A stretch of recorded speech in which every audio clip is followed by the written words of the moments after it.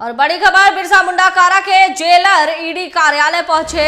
Ranchi zonal office में पूछताछ। Jail से योगेंद्र तिवारी ने एक पत्रकार को धमकी दी।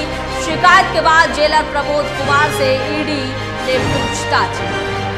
तो बड़ी खबर आ रही है, बता दें कि बिरसा मुंडा कारा के जेलर प्रमोद कुमार पूछताछ के लिए ईडी कार्यालय पहुंचे। योगेंद्र तिवारी से पत्रकार को मिली धमकी मामले में ईडी ने पूछताछ की। इस दौरान जेल में लगे वार्ड और टेलीफोन बूथ के पास लगे सीसीटीवी कैमरे के फुटेज भी साथ लाने की ईडी ने बात कही थी।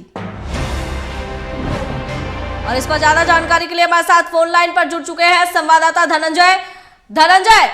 बिरसा मुंडा कारा के जेलर प्रदीप कुमार से पूछताछ ईडी कर रही है।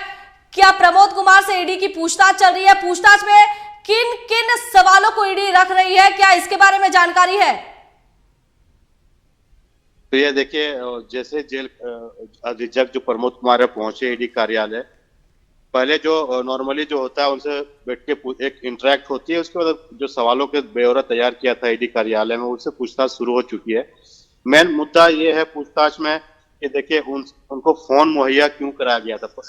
जो योगेंद्र तिवारी शराब माफिया है, ईडी के शिकंजा उससे पहले कर चुके हैं, जमीन माफिया, तो तमाम मुद्दे को लोग जेल में बंद है। और जेल में इस तरह से फोन मुहैया कराना और जेल से धमकी देना किसी भी लोगों को कैसे पॉसिबल हो सकता है। इन तमाम मुद्दों को लेकर उनसे पूछताछ, साथ साथ सीसीटीवी फुटेज मंगाया गया है। अब उनके बैग में क्या क्या लेके गए हैं, अब थोड़ी देर में पता चल पाएगा कि वो सीसीटीवी फुटेज और आसपास के जो सर्विलांस में एरिया में सीसीटीवी फुटेज जो मंगाया गया था, कॉल रिकॉर्ड मंगाए गए थे, और जिस बैरक में बंद है उस बैरक के सीसीटीवी फुटेज मंगाए थे वो मौजूद हैं या नहीं।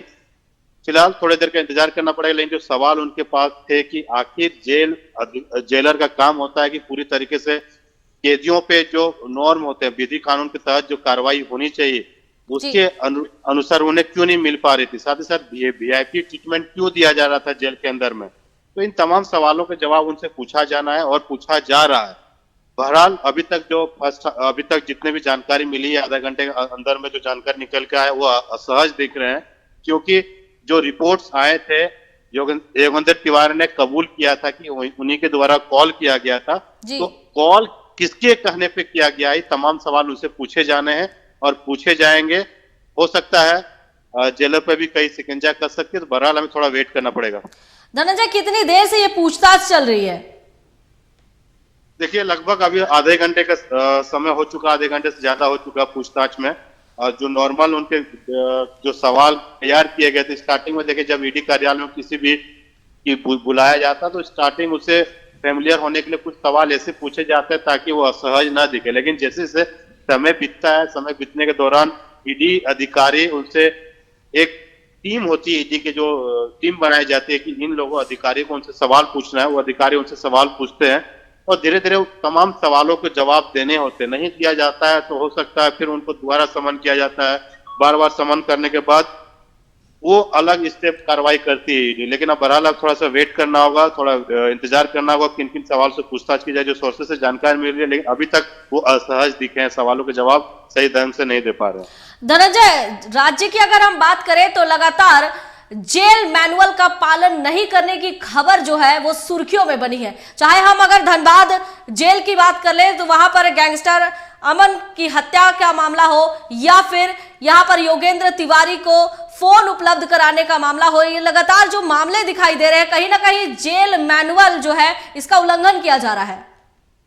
देखिए, बिरसा मुंडा जेल जो अधीक्षक जो जेलर रहे हैं वो विवादों में नाता रहा बिरसा मुंडा का, क्योंकि वहां पे ऐसे कई गैंगस्टर, कई ईडी के एक्यूज बंद हैं और कई बड़े बड़े सोर्सेस वाले कैदी भी उसमें बंद है। और उनको क्या किया जाता है कि अपने पैरवी, अपने ऐशो आराम के लिए तमाम वो सुविधा मुहैया करवा लेते, चाहे फोन की बात हो या खाना की बात हो, या तमाम जो एक गैंग चलता है, एक सरगना चलाते हैं बाहर में रह के, उसी तरह से उनके सभी सामान वहां पे मुहैया करा दिया जाता है और वहीं से पूरा सरकार चलाता है। इस तरह से बिरसा मुंडा जेल कारागार से न्यूज निकल के आते रही है हमेशा।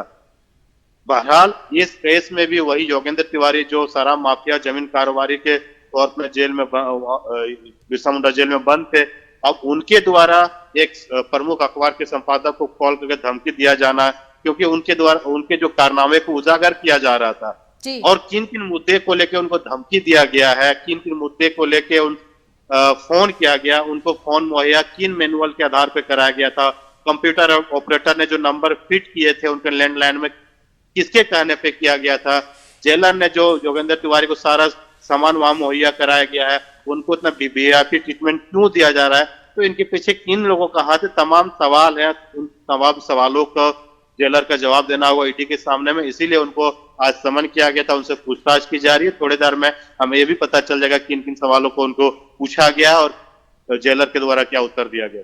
बहुत बहुत धन्यवाद धनंजय आपका। तो बिरसा मुंडा कारा के जेलर से आज ईडी पूछताछ कर रही है। रांची जोनल ऑफिस में पूछताछ की जा रही है। योगेंद्र तिवारी के वार्ड और टेलीफोन बूथ के पास लगे सीसीटीवी फुटेज भी मंगाए गए थे।